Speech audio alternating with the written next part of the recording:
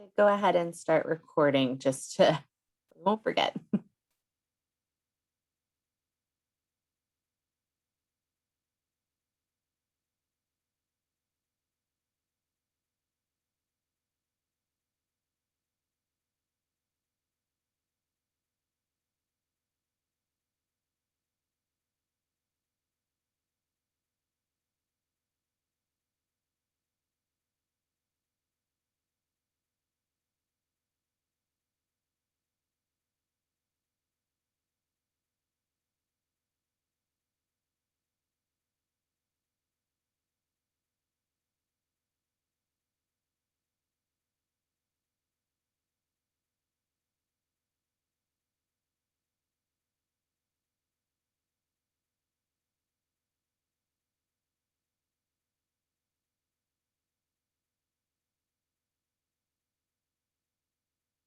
All right. Anyone else kind of secretly love the first awkward part where everyone's just staring at each other and smiling benignly?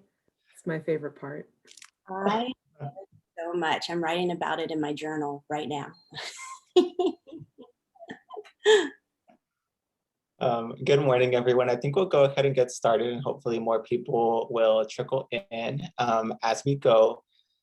We're so grateful today to have all of our panelists who are joining us for this conversation around community partnerships and how to make sure those are equitable and reciprocal. And we're really excited that we were able to have not only representatives from various museums in DFW be on this panel, but also representatives from the community organizations that they partner with to even model and how we have this conversation, the fact that these are always relationships, right, that require both parties to be involved.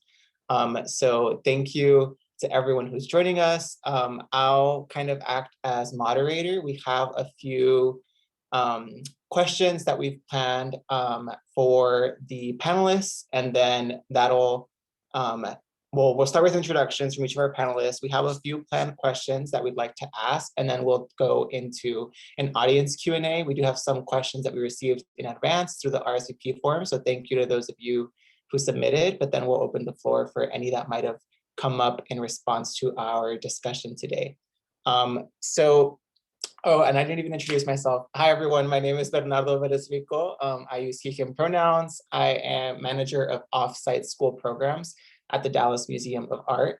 And we'll start with introductions from all of our panelists. So maybe if we can go in each of the pairs, introduce yourselves, the institutions or organizations you represent, and then tell us a little bit about your partnership. So how it began and what the work that you all do together looks like. And I will just start out with Mary Ann and Kyle. So if you all want to introduce yourselves.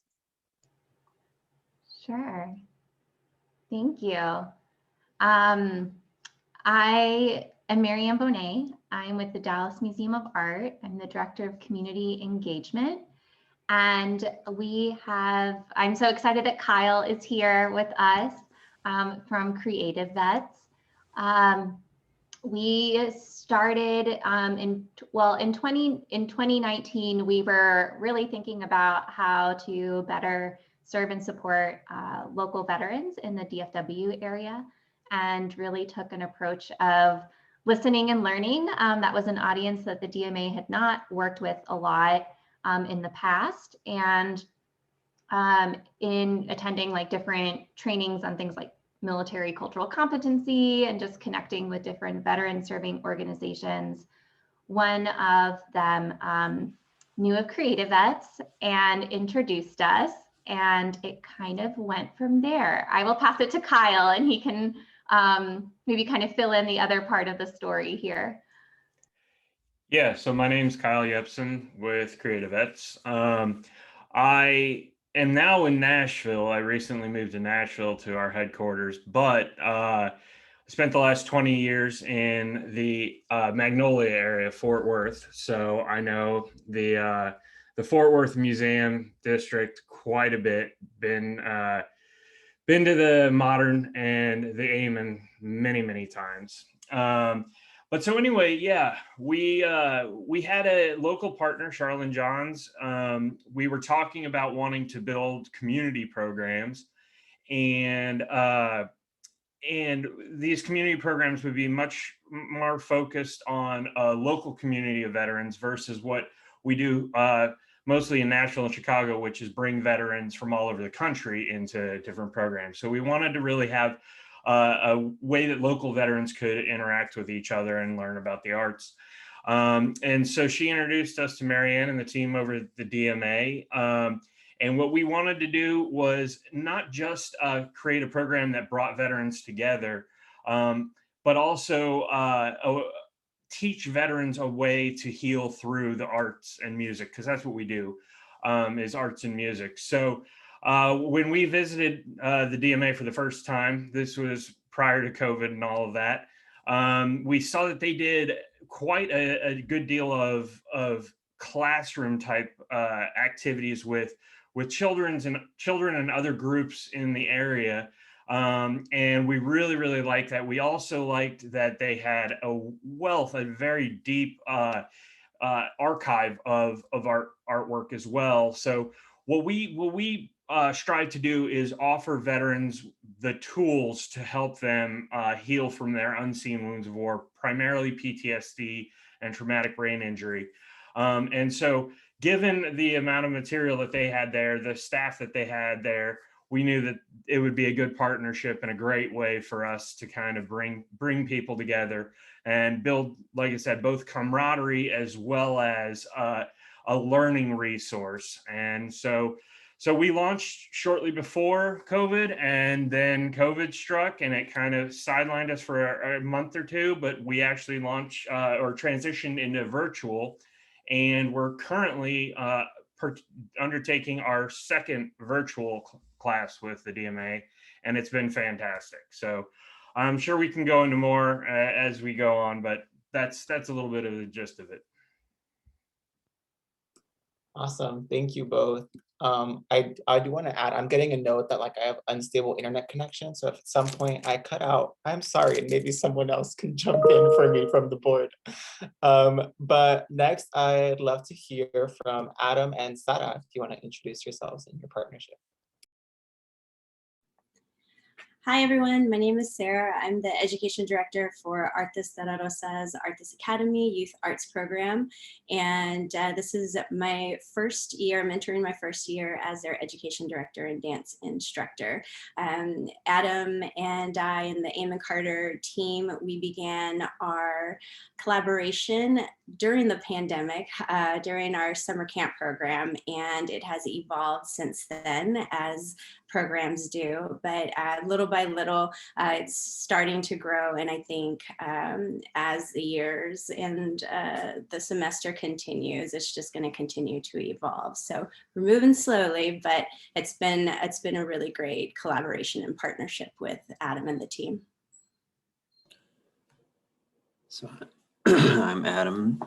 I'm the manager of community teaching programs at the Amon Carter Museum of American Art. And yeah, our partnership with Artes de la Rosa actually began a few years before I was at the Carter, and a few years before Sara was at Artes de la Rosa, where they have a couple of festivals during the year for Dia de los Muertos and Dia de los Niños y Libros, and our institution had a presence at that festival, through the education department for a few years running. And then as I came on and Sara came on very soon after I started at the Carter, we developed our more involved partnership from there, and we can go into that later, I guess. Thanks, y'all. And then last but not least, Anne and Sophia. Thanks. Hi, everyone. It's good to see you. I'm Ann Kindseth. I'm the Director of Education at the Meadows Museum. We are a small university art museum at SMU, if you're not aware. And we're a little bit askew, I think, of kind of what the other teams are talking about in terms of partnership. the museum has really been focused for the last 3 years on better connecting with our campus community here at SMU. And so we've really evolved a variety of programs with a variety of partners here on campus. 2 of those programs, my partner here, Sophia, has been involved in. So one of them is our Meadows Museum Student Collective. So you can think teen program, but at a collegiate level. And then we've really focused on revising our internship program. And so Sophia is our current AAMD intern in museum education. So I'll turn it to you, Sophia. Yeah, I'm Sophia. I'm the current AAMD undergraduate intern in museum education, as Anne was saying. And even before joining the Meadows Museum Student Collective, I did have the benefit of being on campus and slowly seeing this relationship between the museum and the campus transform, beginning with kind of my freshman year, not having as much of a connection except for through classes, and then rolling out the college night events, which I know got a lot of students inside the door and got the campus really excited. And then seeing things about the Meadows Museum Student Collective and joining that organization up until my senior year, where now I have the amazing opportunity to intern at the museum and help plan these kinds of events and student outreach.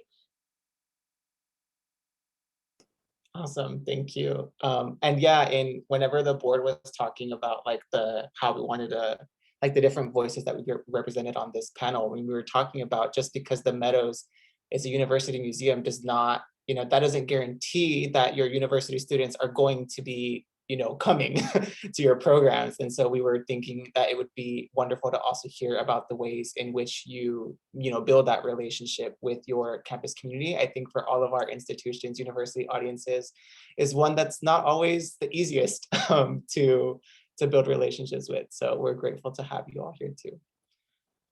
So the first question, and as I ask these, if there is a particular pair of you that feels ready to jump in and answer, feel free. But the first question, kind of thinking about this idea of relationships being built at the speed of trust, is a quote that I know I've heard before, and I really like. And sorry, I am losing my notes, but I'd love to hear more about how you have grown to build trust in your partnership, and also how you have, what the process looked like in your work of arriving at shared goals for your partnership that were mutually beneficial. So if any of you can speak to that. I'll go. So one of the things that I knew, many things that I knew our partnership was going to flourish was, as Adam stated, that Artes de la Rosa they already had that relationship. So when they came in and I met the team, I already knew that relationship, there was a foundation there. So I felt very comfortable. Not only that, but being able to discuss the different ideas that we both had and collaborating in, having the workshops for our students, which we do once a month right now throughout the year, fall and spring. And once a month, each of those months has a theme. So sharing a brief synopsis of what our lesson plan is for those months, and trusting the Amon Carter team to come up with something,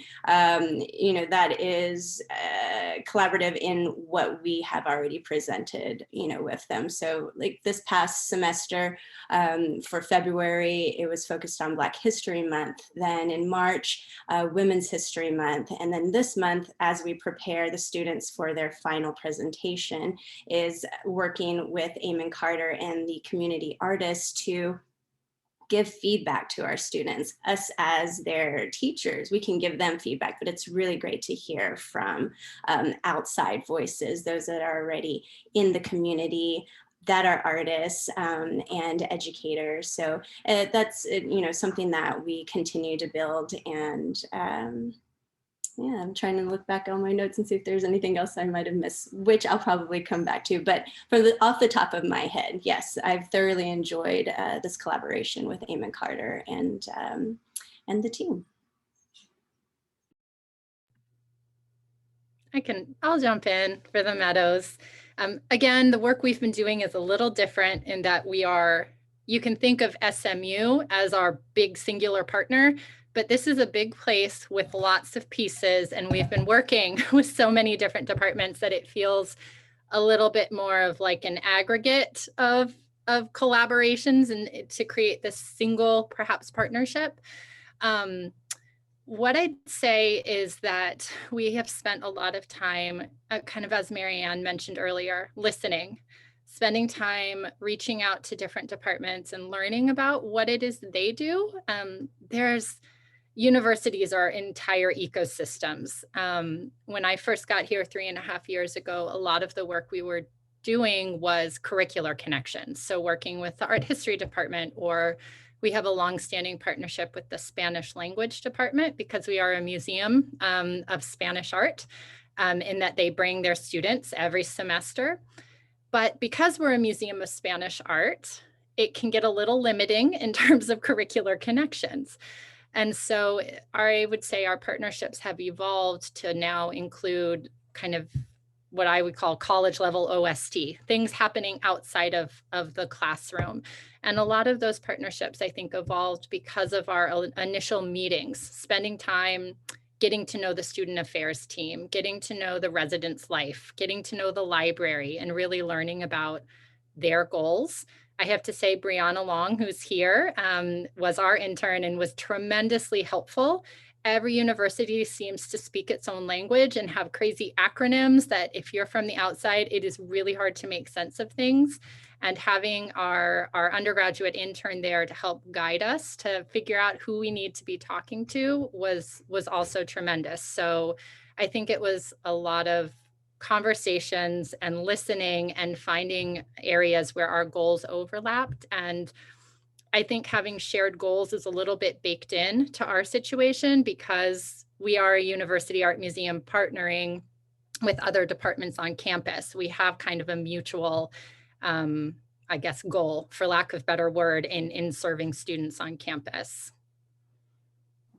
And I would say from like a more individual standpoint, like as a student wanting to get involved with the museum, I am an art history major. And so I think at first that idea felt a little daunting and I didn't really know what to expect.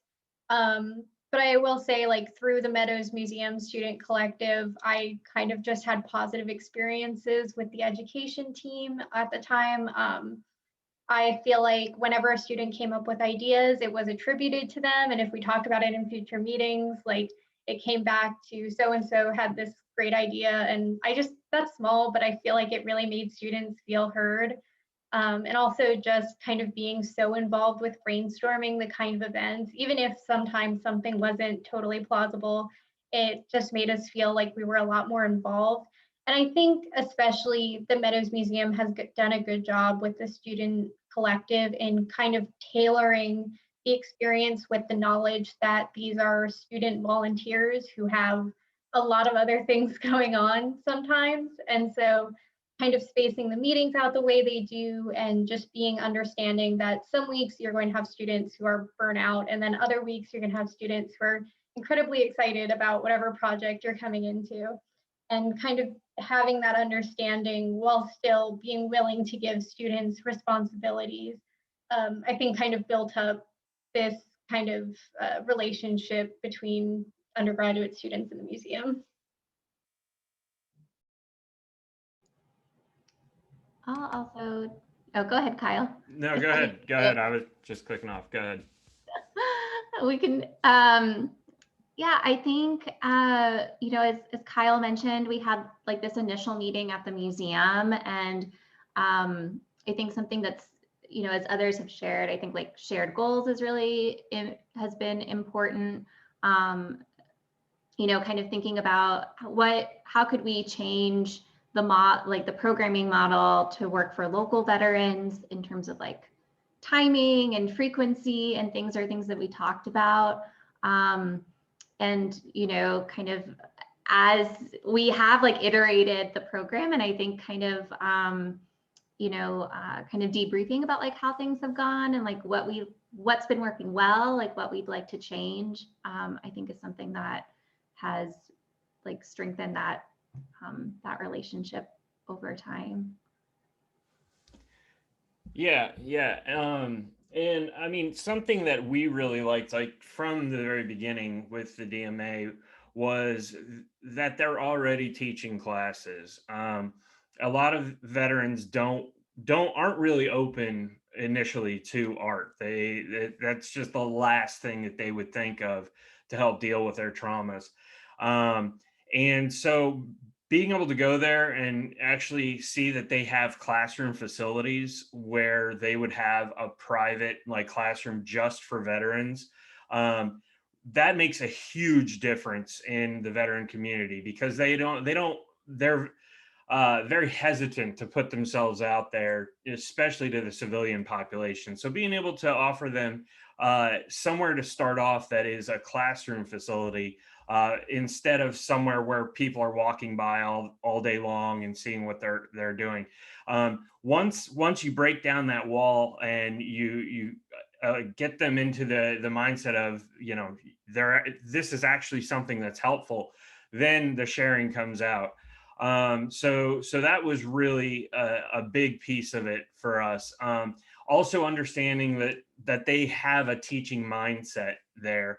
That's the other piece of it, is being able to lead a class and lead a group, which, believe it or not, a lot of museums don't do enough of. So that's very, very helpful. So the other big piece is that the DMA partners, I mean, they're right across the street from the Nasher Sculpture Center. So we were able to operate out of the Modern, but also go and explore the Nasher Sculpture Garden and things of that nature. So doing in-person programs just made it very easy. And then when we did transition to the virtual, you know, we both had a virtual platform, but the DMA was able to offer us all of their infrastructure to put on these virtual programs, which made it a breeze. So some of the same things that everybody else has been saying, but those were big keys for us, was being able to bring veterans into a classroom type setting, because that's what we really want to do, is we really want them to see this as a skill or something that they can build a foundation on, that they can use the rest of their life. Thank you all. I love what everyone said. Sophia, I love what you were saying too around like recognizing that students have a world of responsibilities outside of this involvement. And I think that's true of all of these partnerships, right? Like, I think when we're in partnership with anyone, we need to recognize that like that other body, person, organization, like has a world of things that they do outside of that specific partnership with us. So I think it's just always good to think, you know, holistically about people, organizations, the work. And this next question is actually related to what you were just talking about, Kyle, in terms of maybe that initial hesitancy from some of the veterans. And so I'd love to hear from the community partners around how you make decisions about who you want to partner with, and if there are any behaviors or attitudes you can think of that would make you lose trust in a potential partner or a current partner. And maybe for Sophia, like also as a student, thinking about like in your experience as a student, like in, you know, deciding who you want to be involved with, like how you make those decisions too, and how students might lose trust. I think that one thing that was kind of notable for me going into this partnership, since initially my internship was supposed to take place over the summer, and then we made adjustments due to the pandemic. One, I really appreciated Anne working with me and being flexible in that situation, because I was really excited to start and I didn't want to kind of lose out on this opportunity. But I think that's something that the pandemic kind of made apparent to me about the organizations I was involved in, was that we didn't have like a lot of little check marks of projects that could be used to like build student resumes, when I think a lot of organizations kind of base that kind of experience on the actual event being executed when responsibilities can be allocated throughout in order to give students this experience, even if something should come up and make it so that the final product can't be executed to its full extent. And so kind of thinking about that and keeping track of what students can be doing in order to gain museum experience during both my internship this year and MMSC this year was very important to me personally.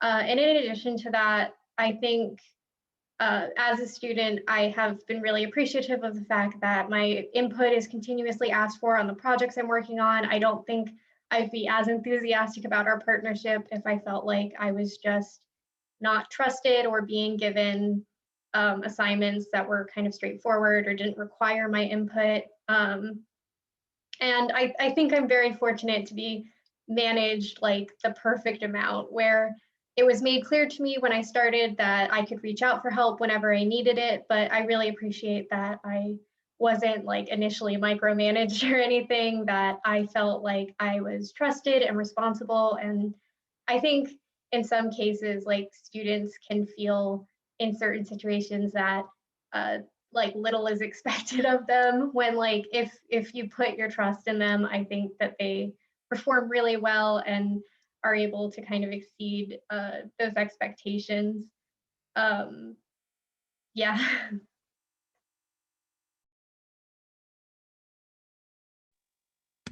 I'll jump in and throw a couple other things in.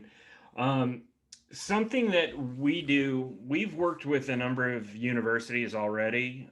We've worked with the School of the Art Institute of Chicago, USC, VCU, and our curriculum is a little bit different considering the population that we have coming, the community that we're serving. And something that made a huge difference in the success of our programs is the flexibility of the staff at the DMA. You know, many times there could be a curriculum set or something that's worked in the past with other adult communities. But ours requires a few additional pieces. For example, we always have a veteran mentor, you know, help teach the class or be in the room, somebody who's been through our program, to help all the new veterans feel more comfortable with the whole process. And they were very, very flexible in allowing us to kind of put our own spin on things and working with us on that. And so that made it really, really easy. And then beyond that, we could see from the very first class that they had a great teaching mindset, because they would bring in certain exercises or activities that would really help break the ice for these veterans. And I mean, I think, Marianne, if I'm correct, it was the first class, the photography class, where literally, I would say pretty much everybody in the class, nobody had ever really considered photography as an art form or a therapy form. But we just gave them a camera. We had a veteran help teach. We brought in an instructor from Nashville, and then we also had Marianne there.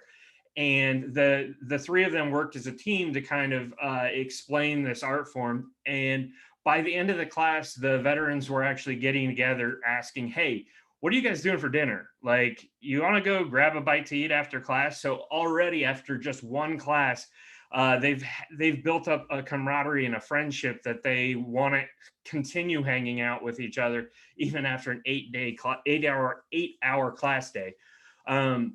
So those kinds of things, that flexibility and able to roll with new you know, procedures and little things about the class really made our classes much more successful than we could have expected.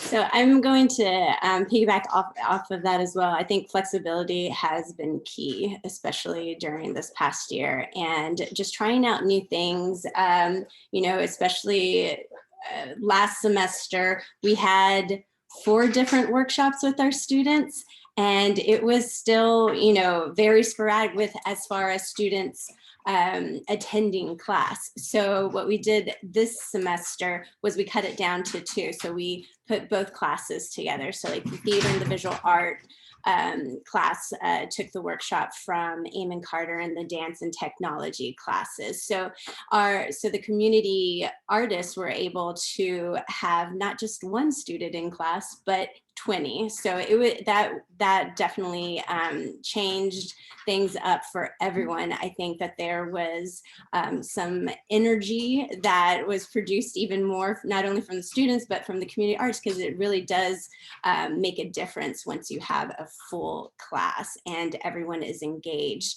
One of the things that I really appreciate about the Amon Carter team is, asking the students countless questions. And this is another opportunity for our students to continue that engagement, to go up and be articulate and state their, their ideas and answering of those questions. Because a lot of them, even though they're in the theater and in the performing arts, they're still shy. So this is another opportunity for them to state their creative ideas and just to share their thoughts to someone different. So it's just, that was something really special to see. In addition to, majority of our students have never been to the Amon Carter Museum. So these were a lot of discussions that, we're having within our board and our executive director is, having an Arthas Academy field trip to Amon Carter and to actually see these collections in person rather than Zoom, So I really appreciated seeing the growth of our students from these workshops. That's great. And I love, Adam, were you going to add something? Oh, I was just going to kind of talk about the parallels between, Sara was talking about involving the students in the discussions and hearing all their perspectives on what we're talking about and things like that. And I really see a lot of parallels in the way that we model our education programs in general and how we model our community partnerships, so that,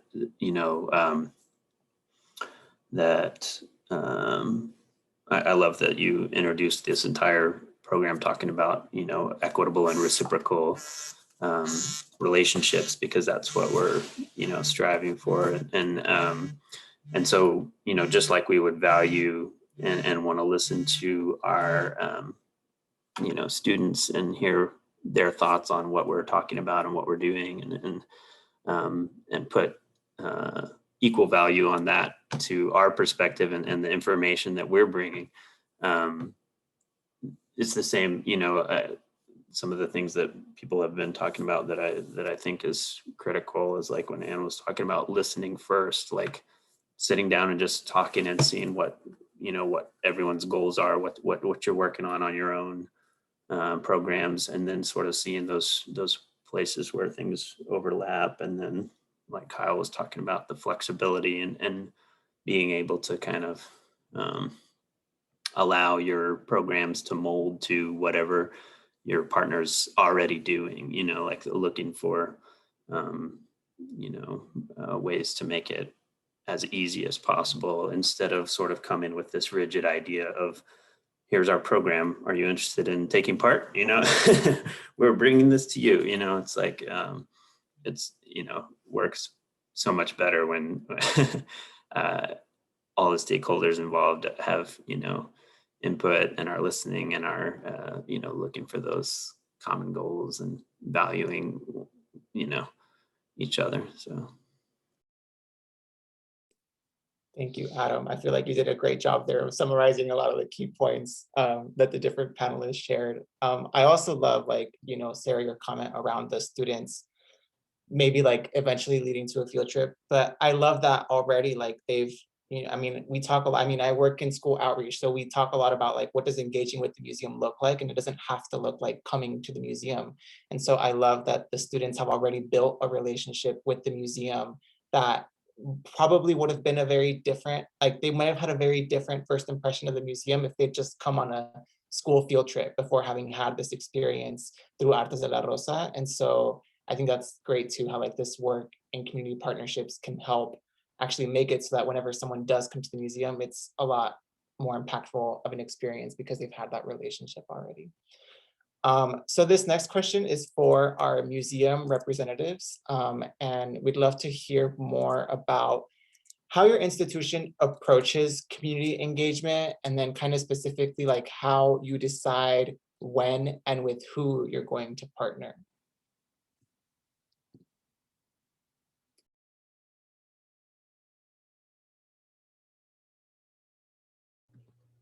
Okay, I'll jump in. So we're here to talk about our engagement with SMU. So that's pretty easy, who we're going to engage with, our departments across SMU. But maybe touching on something that I mentioned in passing earlier, originally we were doing a lot of curricular things. And I think that over the last 3 years, it's been really great to move beyond faculty. We haven't gotten rid of faculty connections. Those are incredibly important, but in really seeing the wider scope of staff on campus and looking at what they do and what their goals are. So an example is there's a fund here at SMU. It's called like the President's Commission on Anti-Substance Abuse. And they give out funding for organizations across campus to put on late night events so that students attend those rather than going out and getting into substances. And so learning about that, you know, they want programs, we want students. So it's finding those mutual points where we can deliver something that someone is also looking for, and they can help deliver us students. So we've worked on, that's kind of where we get our funding for our college night initiative. But we've also worked with student life. I would say if you're interested in getting students to your museum, work with the dorms, work with the people that part of what they have to do is put on field trips and events for students. So I think we've just been having a lot of conversations across campus about, you know, what it is people are doing and finding out if the museum is a natural fit for that or not. And I think that's where I'm looking back at the question. So I think kind of the win question is we have a lot of these conversations and then we simmer and we simmer, and then it might pop back up later. There might be a particular exhibition that this is going to make a lot of sense for, or, you know, something else that's come up.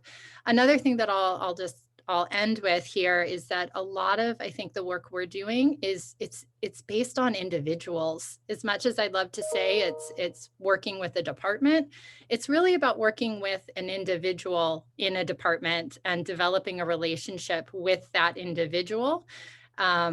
And we know that that means should that individual leave the university, that partnership might be in jeopardy. But in my experience, it really is about finding people that you connect with, you know, at least professionally, if not personally, and you feel like you guys can do something together. I was just going to kind of add to that very quickly with bringing things to students and trying to find partnerships inherent to the kind of events we're going to throw. I know partnering with Relish for our fall college night, resident life and student housing, was a big step in even being able to run the event, because no students were allowed in other students' dorms for the fall semester. And in addition to that, we knew that we couldn't hold like a large indoor event last semester as well. And so partnering with Relish and being able to walk around campus and hand deliver care packages to each of the dorms, so that each of the dorms could distribute these and everybody could participate in this Spanish language movie night hosted by the museum. I think that partnership was incredibly essential to executing that. And I think it was very, I guess, quick thinking on Anne's part to partner with Relish and make this possible. I'll add on. So to the first question of like, how does our institution approach community engagement? When I started at the museum, it was soon, not too long after, there was like a new mission statement, and part of that was placing art in our diverse communities at the center from which everything radiates, which I found really personally exciting, and kind of thinking like in a design thinking approach way, like how might we do that? Like what does that actually look like? And thinking for me, community engagement, as we've been talking about, right, really is about relationship building. And it's also something that doesn't just live in education. So like, kind of big picture, like what does that look like kind of across the institution? It's something that our team has talked a lot about, and really thinking about like collaborative planning processes, and how can, like at any step of the way, I think a question you can ask yourself is like, how might a community member or partner make this better? And really thinking about how can your work be as responsive and as impactful as possible. So I think kind of that sometimes helps you answer like when and who to partner, depending on kind of, what you're looking to do, and really thinking about how can you use your platform and your assets to amplify community voices, and also help, kind of express community needs. So thinking about, kind of in terms of like who to partner with, I think something I think about is like, what is the DMA like able, like what are our assets and resources and skills, and what is the partners, and like, are these things complementary? Can like we do something together that wouldn't be possible for each of us on our own, in order to advance like a shared goal?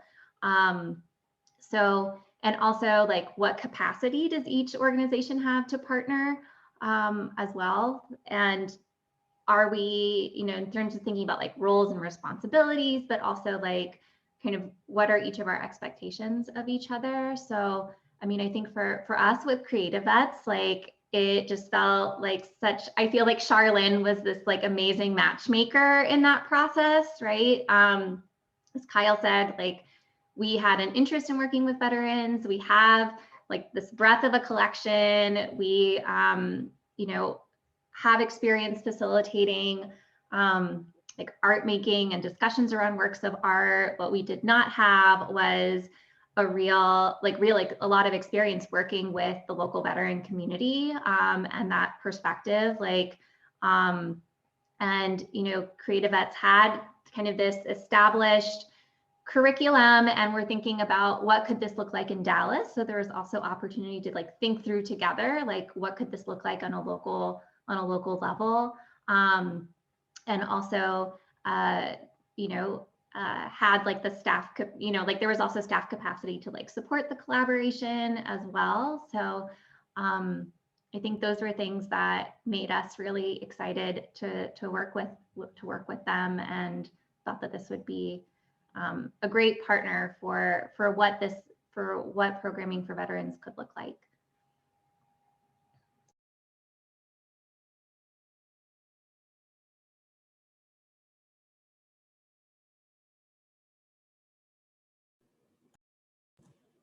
I see some elements of all the things that people have brought up so far, as like, there's definitely something to the people involved. I think a lot of the ways that maybe the partnerships that we do through our community teaching programs have begun with like a certain event, where there might be either an organization reaching out to us, or vice versa. If there's a, particular portion of the community that we're, hoping to reach out to, or something like that, and we see something that, like you were just saying, that what do we have that could be beneficial to what this organization is already doing? And it might start off with a one-off event or something like that, and then from there, if there's connection with the people involved, or it's really successful, and then you start to have conversations about what you might be doing next and that kind of thing. But then at some point it becomes like an intentional meeting where we'll sit down with, a potential partner organization and have those conversations about like what I was just saying with expectations and or maybe that was Marianne talking, I'm sorry. But the expectations and, shared goals and what your capacity is and things like that. And so that everyone's kind of on the same page. But then I think in a lot of ways it can grow organically from there. And just, when you see that something was really successful, how can we, maybe do something similar to this, or what else do you have coming up that we can, when you see there's potential for more.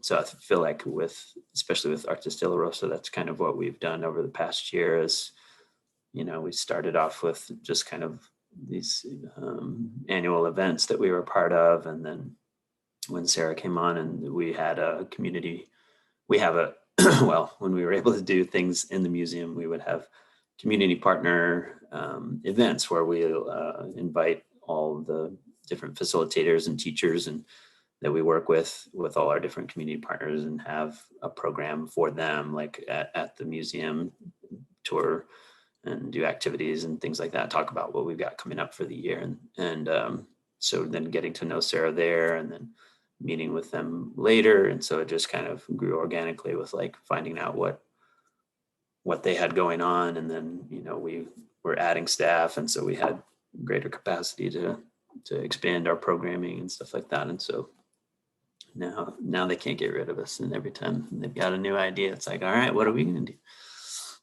I had to ask the other day, I was like, do you want us to be involved in this?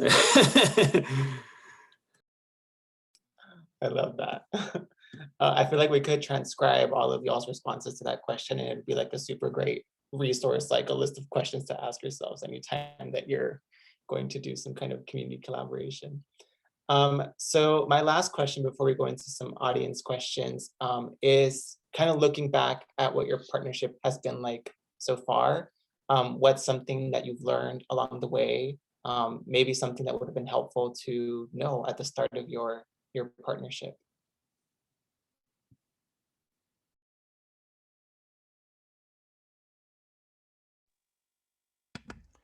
I'll jump in first, and I'm going to steal the COVID answer.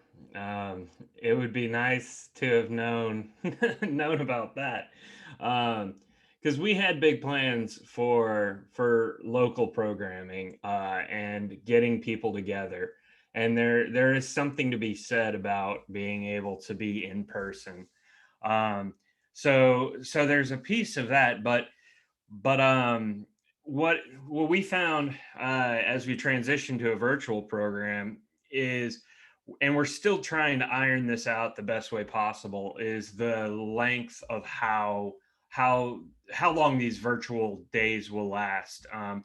We've tried, a full day, which was, starting at 9, ending at 5, the last couple of hours being more of like an open studio type of thing. And that seemed a little too long. Now we've scaled it down to 3 2-hour classes over the span of a week, which seems good, but I think sometimes that may not be enough for to get a bulk of the class taught. And so it's definitely fine tailoring those kinds of things. And just figuring out that, but yeah, I mean, what we didn't realize was so impactful was like I said, the icebreaker event or activities, which Marianne and her team, they are responsible 100% for bringing those into these classes. Basically it's like an exercise of 60 to 180 seconds. So I mean, really, it's draw something real fast or paint something real fast or whatever it is, and don't really think about it. And the amount of engagement we got from those was absolutely unexpected. We figured most people would shut down, but in turn, it was an opportunity for everybody to show, hey, I don't know what I'm doing. You don't know what you're doing. And I created this thing. And before you know it, like people are like, oh, that's actually really cool. Like, that worked like this, or this worked like that. And yeah, just the amount of conversation that we were able to get through a virtual program, just based on really like a shotgun approach of like, just throw some stuff on a page or on a canvas or whatever it is and share it. And so like I said, those were things we didn't know beforehand, and they'll definitely be part of every program we run in the future as well. Yeah, I'll add on to that. I mean, yes, I think like we had planned a whole semester of live programs, and I think we got through 2 months of it. And I think like the week before the next session, I was like, Kyle, everything is shutting down. What do we do? It's been something I've really appreciated too, is just kind of, like our collective like flexibility and thinking about like not being like we're like, okay, like let's play with the format, like let's see what works, that we've been able to take like an iterative approach to this. And the something that's been possible, like because we're virtual, too, related to that, the art challenges that Kyle's talking about, like there's things that like we would never be able to do in the galleries. Like, so kind of the way that we've been thinking about how to bring in the collection with art making, we'll pull examples from the collection that, also like aren't on view, or like who knows what, that like it would just be impossible for us to really engage with these if we were at the museum. So it's allowed us to, something that the CreatiVets team like had expressed interest in was like artwork that was done by like self-taught artists or artists who did serve in the military. Like, and so we've been able to kind of bring in those examples and ones that relate to like the focus. And then, yeah, it's like a timed challenge. And, we're able to use their materials and really then kind of have them reflect on that experience. Like, what did you discover through this process? And like, here's an artist who's done something similar. But yeah, I think something I did learn was that I know for those 8-hour days did not seem as long as I thought they would be. I think, we did kind of think about what do those 8 hours look like? And so that it's not, you're kind of changing modalities and whatnot, but yeah, agree with Kyle. COVID definitely changed our programming, but I think it in that process of iteration, it's introduced some good elements to the program.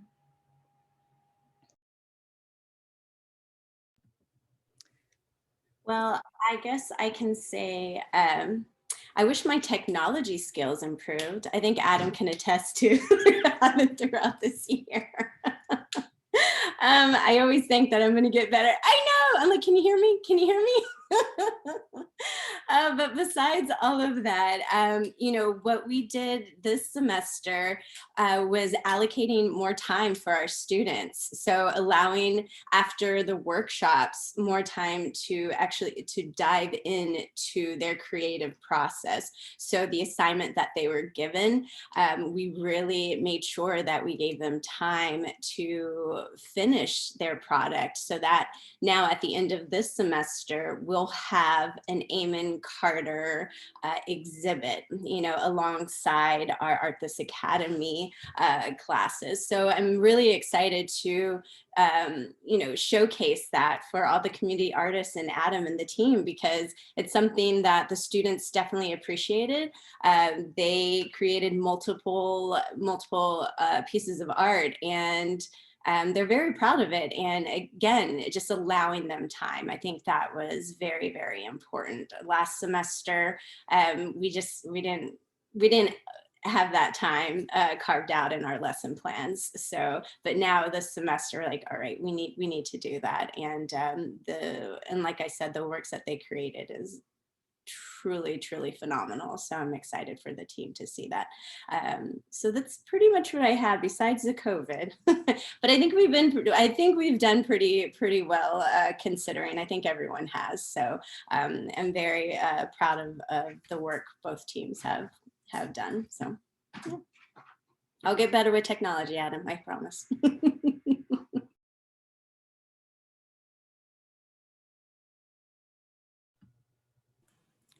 One thing that I think is that we've learned through all of our community partnerships, and that I think makes things more relevant and then also easier in a lot of ways, is not, like we were talking about earlier, just that flexibility and everything, and going into and talking with your partners about what they're doing already. So we, I when we're laying out the curriculum for what we're going to do for Artists Academy, I want to hear from their teaching artists and from Sara, like what are the themes that you're already doing and everything. And then the programs just write themselves at that point, as far as like you've got a theme that you're working with, you find out if they're already talking about certain artists or whatever, and then the what we're able to offer then fits right in with with what they're already doing, and it just narrows things down to to make our choices really simple. But then from the student's point of view, then things click and make sense with what they've done with their teaching artists from Artists Academy. And so the more in my mind, the more integrated into what your partners' programs, like the more your programs are integrated into what their program is already doing, you're just gonna have that mutual benefit is even greater, and it makes the planning part simpler. So it's just like going into it without pre-planning, just talking, and then making your plan from that conversation and from those what your partner's working on already. For me, in collaborating across the university, man, if someone could just hand me a sheet that has everybody's schedule and timeline, it'd be so much easier. It's really like, for working with faculty and staff, every department has different timelines. If I know students right now are enrolling for the fall semester, so that means faculty designed their classes months ago to go through approval processes. So should I want to do a curricular connection, I'm looking at months and months back, and that doesn't connect with our exhibition schedule. So there's like a fundamental difference in our timelines that is frustrating. Some departments will call me up and say, hey, I have this idea, like, could you put something together in 3 weeks? Yes, I can. Some say, I want to do this in 2 years. Yes, I can. So everybody's a little different, which makes it challenging when you don't know those differences. And then for working with students, I think, kind of as Sophia mentioned, college students, they have so much going on. There's so many different things pulling them in different ways. And with our student collective program, that's the program for me that still needs the most work, that still needs the most finessing.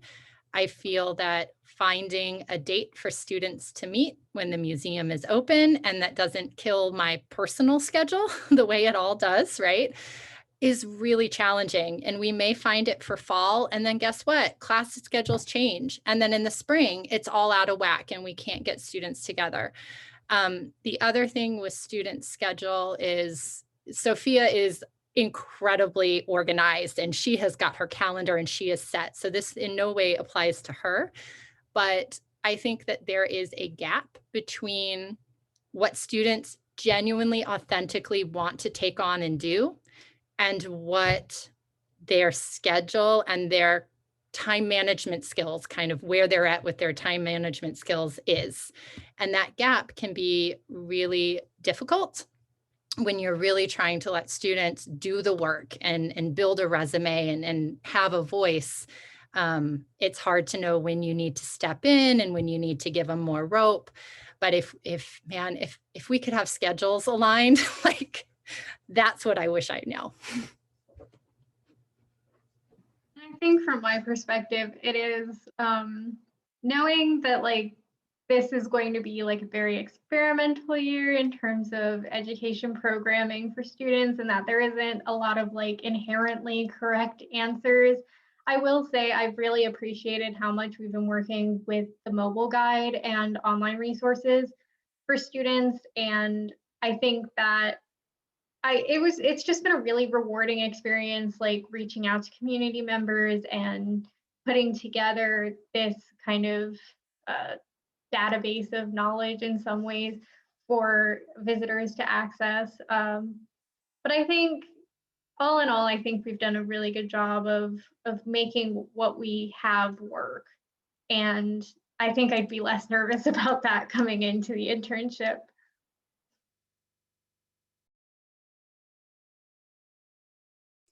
Thank you, everyone. Those are the questions that we had for our panelists, but we would love to open it up to any questions from the audience. We did receive some in advance, but kind of reading through them, I feel like they have been addressed kind of in the responses by the panelists so far, but if anyone submitted a question that they feel they'd want a more specific answer to, you can feel free to raise that now as well. But yeah, we'd love to hear questions from you all, either directed at the entire panel or any specific panelists. And I see that Nancy has their hand up. Yes, thank you all. This has been so interesting.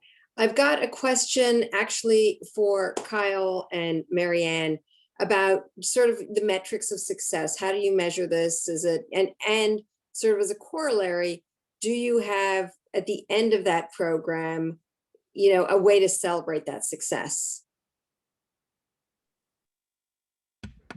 Yeah, so we do have pre and post surveys that we do send out to every participant.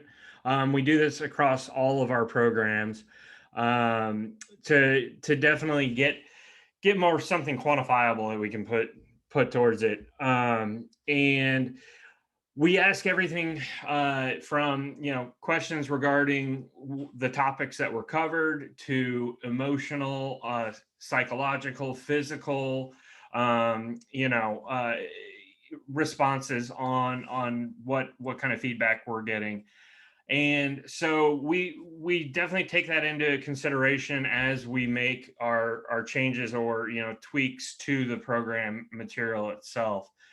And we've been, I mean, I would like to say it's just, we're so awesome at what we do and everything, but really we have seen, of the 13 metrics that we monitor, we've seen a significant improvement over 11 of them. And we've seen improvement on overall 13 from the beginning of a class till the end. So we do that. The other pieces that we integrate is we reach out to veterans after courses, and we invite them back to be veteran mentors. That's part of the cultural competency of bringing veterans to teach veterans. So the veteran mentors never replace instructors. However, we have somebody who has been through the program, who a veteran can go to and say, hey, you've already done this, you know, what's it like, or what, you know, those kind of things. Because we find that the only way to promote these programs in the veteran community is word of mouth. It means so much more when a veteran goes and says to somebody else, I did this, I was skeptical, and holy cow, this is what I got out of it. So we know that bringing veterans back is a big piece of it. So even on our initial program with the DMA, we had a veteran who actually went through one of our Chicago programs who lives in Denton. And so we brought him in to the course. And, you know, he was one of those real miracle stories. I mean, he had a lot of anger issues when he started our Chicago program. And afterwards, he created a piece that we actually have on display here at our headquarters. You know, we brought him into the first one. And then after the first class, we brought in another guy who went through the first class. And now he goes into this other, you know, our second class. And we even don't necessarily like promote it as, you know, Sean is a veteran graduate. We just tell Sean, be yourself. Like, you were very talkative, you were very open and personable, and just make yourself available to the veterans as they need it. And so that also helps us, you know, quantify the successes that we have. But then afterwards, when the results come in, that's when we really, you know, celebrate, okay, this is what we did right, this is what we need to tweak or change, and this is what didn't work. Unfortunately, the list of things that we did right or need minor tweaks is usually a bigger list than the things that we did wrong. So I'm looking forward to getting back to in-person programs, but as Marianne said, the virtual format actually created a lot of things that, you know, opportunities that we didn't necessarily realize we had. And so it's just learning from each obstacle and each experience. And Nancy, to Thank your you. something that kind of the celebration piece, you know, something that was in the works for in-person was at the end of the semester, showing some of the work that was created at the Salmons Center for the Arts. So I was like, I can make a virtual slideshow with things. I mean, like, it's just not the same, right? That PowerPoint backdrop that's of a gallery is no substitution for the real thing. But I will say that in CreatiVets' other programs, you know, and I can drop a link. There's like there's VR tours of work that's being displayed that veterans have created in the programs. Yeah, that is something we usually end all of our programs with, is an actual gallery showing at a museum. And then also any pieces, I mean, the veteran has the opportunity to take the piece home with them, but we also ask if they're okay with it. We take the piece on tour and it's shown at the National Veteran Art Museum, the Frisk Center here in Nashville, and various other museums for a year. And then we send it back to them. But like I said, that's completely up to them how they want to dictate, you know, the sharing of their piece. That's fantastic. Thank you. Other questions? Anne. Oh, Allie, do you want to go? And okay, I have a question for the other panelists about money. So I'm wondering how the funding of these work. Are you each pulling from your own budgets to make these happen? Do you apply for funding? And if so, if one organization takes the lead? Yeah, I'm just curious about the back end financials.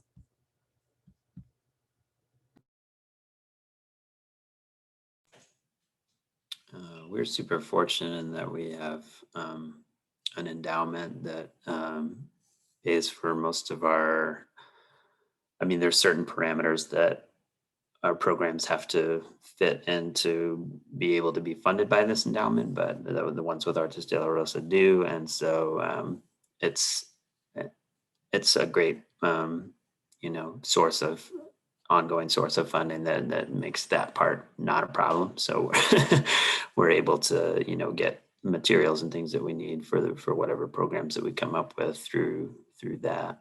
But yeah. Yeah, and we worked with the DMA. You know, we kind of had a partnership, and how we would fund things, whether paying for art supplies, or, you know, in their case, they provided a location and their Microsoft Teams account. But for raising funds, you know, Texas just made sense for us, even though we don't have a fixed location in Texas yet. Texas is one of the largest veteran communities. So we have a lot of donors in the Texas area. We built up partnerships, as Marianne mentioned, with Charlene. We did a few one-off events and things like that. We did a film festival because Time Magazine made a film about us, but we promoted these programs to our Texas-based donors and said, hey, we're going out to Texas to help Texas veterans. And we really kind of crafted a fundraising campaign around that in particular. So besides the amount that the DMA pitched in, we actually built a whole fundraising campaign strictly for the DMA program. And the Texas program is what it turned into. It was the Dallas-Fort Worth program, but yeah, so. Yeah, we've been able, I mean, that's been one change that we haven't really touched on in this panel, but when we went virtual, you know, we talked about, you know, kind of opening this up beyond just the metroplex. So I would say like that's certainly still our focus in terms of participants, but yeah, we do have people calling in from like Tomball, Texas, and like Amarillo. And so, you know, it's kind of, I think veterans are generally looking for camaraderie and peers. And so this just expands those possibilities. In terms of funding on the DMA side, we were able to launch the pilot program through Bonnie Pittman, our former director, created like Do Something New funds. And we were like, this is something new. And like, here's, you know, and had, you know, kind of submitted that for consideration for a lot of the reasons that Kyle shared, right? We thought that it was really, yeah, that it was something that had the high likelihood of being funded and finding support as well. So I think, you know, we have Do Something New.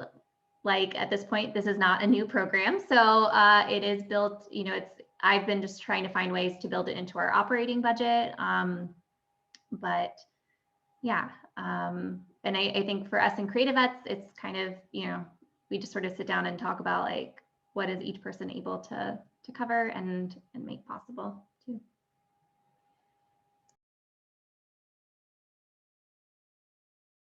Ali, did you have a different question? Oh yeah, I did. And there may not be answers from this group. It sounds like there are a lot of really healthy relationships happening here, but I am curious if y'all have had experiences where you are working with a partner. And I mean, also, I think there are many different ways to define a partner. So if y'all have any insight on that, that's something we've been kind of trying to nail down on at the Carter, is like, what's a partner versus a collaborator, you know, everything in between. But in terms of challenges of working with people, you know, you are two organizations who have differing, but ideally aligning in some areas, goals. And have y'all had experiences where like you're navigating through real differences in mission, like while you're doing these things, like, you know, and whether it's what kind of art you're able to work with, or teaching philosophies, or, you know, outreach, like, where are the sticky points? There have to be sticky points. I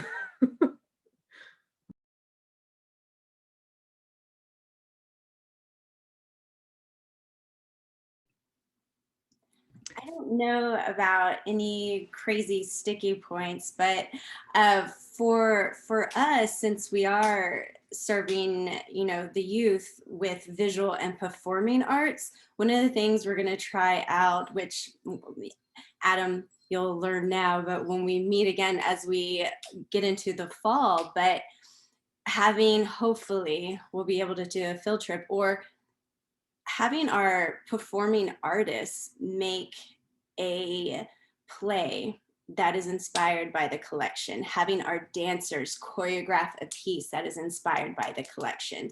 You know, it's really great for our technology and visual artists because they're already in that mindset. One of the feedbacks, you know, that I get from the dancers and the theater students is, when are we going to do something that incorporates our side. I'm like, totally get it, you know, and we bring in specialty artists. We had a guest choreographer just specifically for our dancers, you know, vocal coaches for our theater.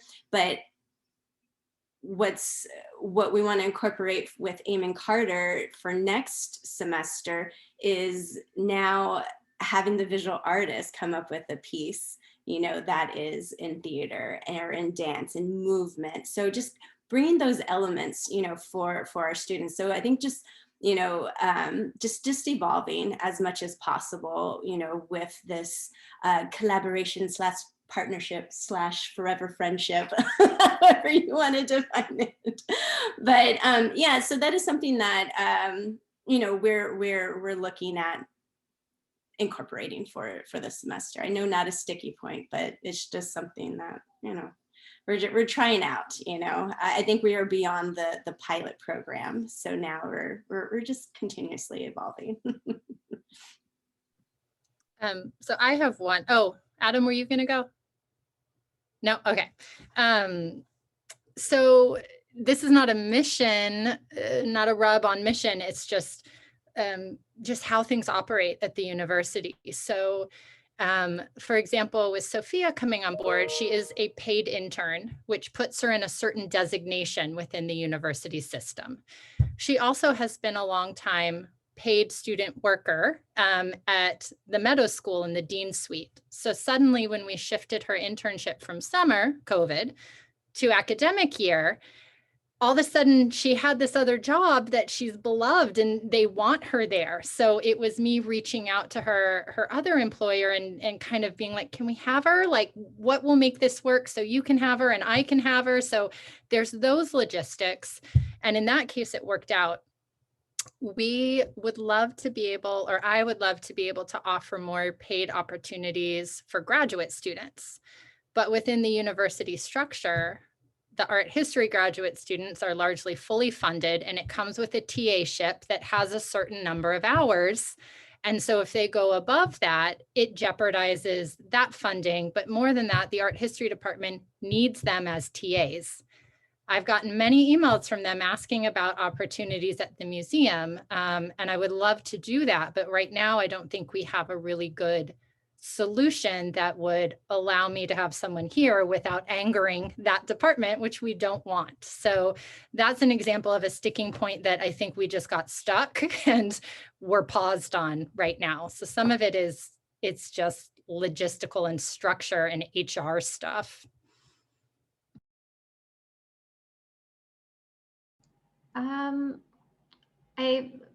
Allie, to your question, I mean, nothing specifically is really coming up with like our work with CreatiVets, but I think like sticky points and other things are,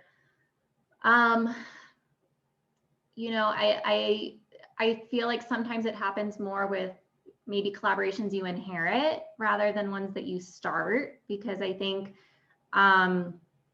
when you're making kind of the decision to like delve into this together, like you ideally like conversations about like shared goals and also values, I think are kind of at play. And so that helps kind of,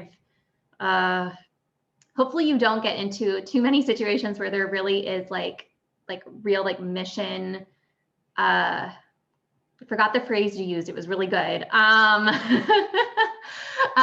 Missions like not being aligned or like clashing or like in competition with each other.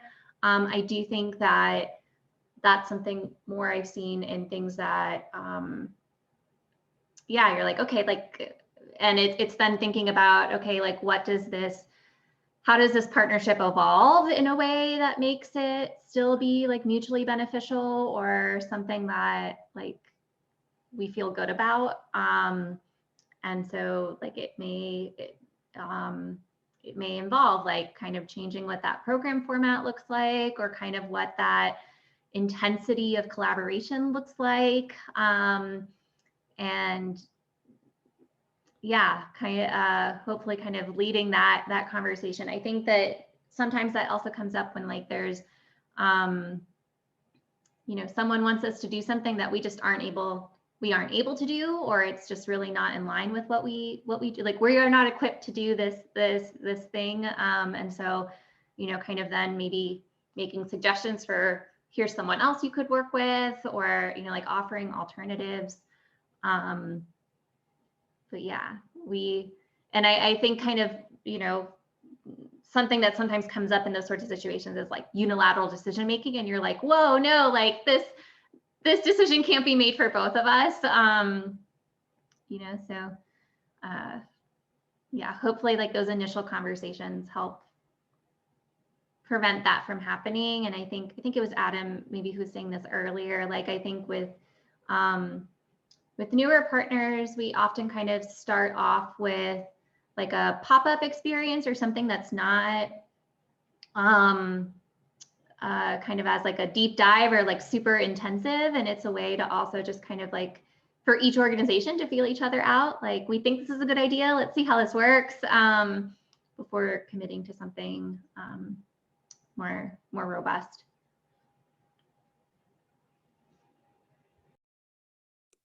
I'm technically not a panelist, but I think in hearing your question, Ali, it makes me think like, I actually feel like most of the times my frustrations are with our own missions as museums, because there are like so many organizations that are doing incredible work that I want to partner with. But then I often feel from the museum like the pressure to connect everything back to our collection. And I'm just like, please no, yes, we have an encyclopedic collection and we have a lot of great breadth to draw from, especially in a virtual setting and in an outreach setting where we're not tied to what's on view, but there are still so many holes in our collection that I'm just like, that is a frustration for me. It's just like, there were so many partners that I wish we could have, but that I would feel like we're actually not adequate for supporting the work that they're doing. So that's my frustration usually. I'll echo that. I think like, yeah, some things that we institutionally struggle with, I'm like, if we can't do this right, there's no way we can do something like 5 steps ahead of this, right? Or we're just not there yet as much as I would like us to be. Well, and I feel like that goes back to like, who was it? Partner, I think it was Anne was talking about partnerships are often with like an individual in an organization or in a space, and which is my experience too. You're working with like this one really great person, and the risk is that when they leave, it all just crumbles apart. But it's the same in the institution side too, where like, I'm really excited about this partner. I'm really, you know, into figuring out like an interesting way to make them relevant to our mission, to do all of that stuff. And then like, but if you run into obstacles in other departments or within your department, like, it's a lot of moving parts. The bigger the institution, the more opportunities for sticky points. So.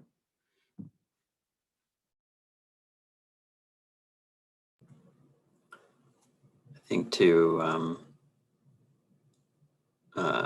Bernardo, kind of going back to what your concern earlier, is doing everything that you can not to give an excuse or to the, doing everything on your end that you can to make it look however it needs to look to whoever needs to look at it. But meanwhile, kind of having and that this goes back to the question that Nancy brought up earlier too, around like, what's your, how do you gauge your success and things like that.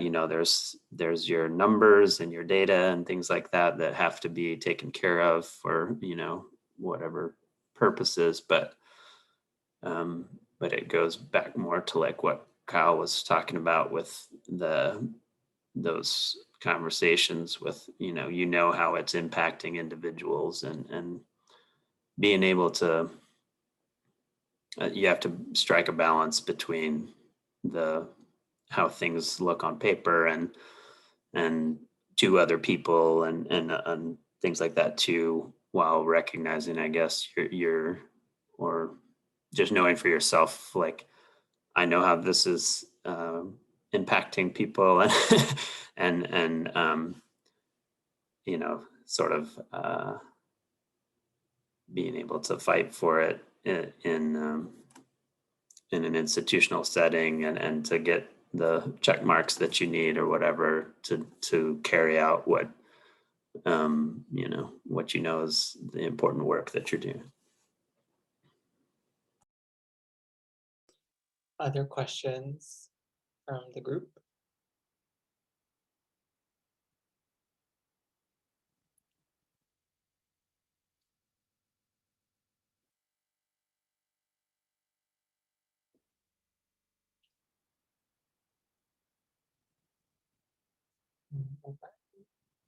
Then are there any closing thoughts any of our panelists would like to share before we wrap up for today?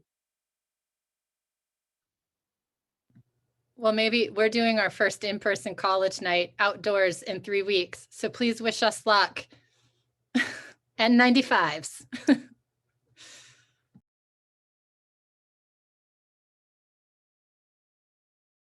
I will say that the way we've structured this semester's programs is a series.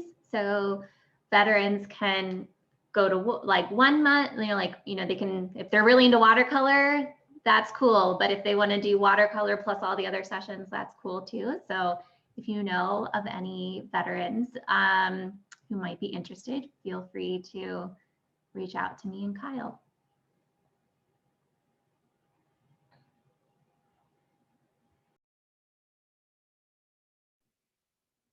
And if you know of any aspiring youth artists, send them to Artes de la Rosa. We have technology, digital art, dance, choreography, theater, robot dancing. No. I have a lot of energy, so I'm very, very proud of Adam for being patient with me.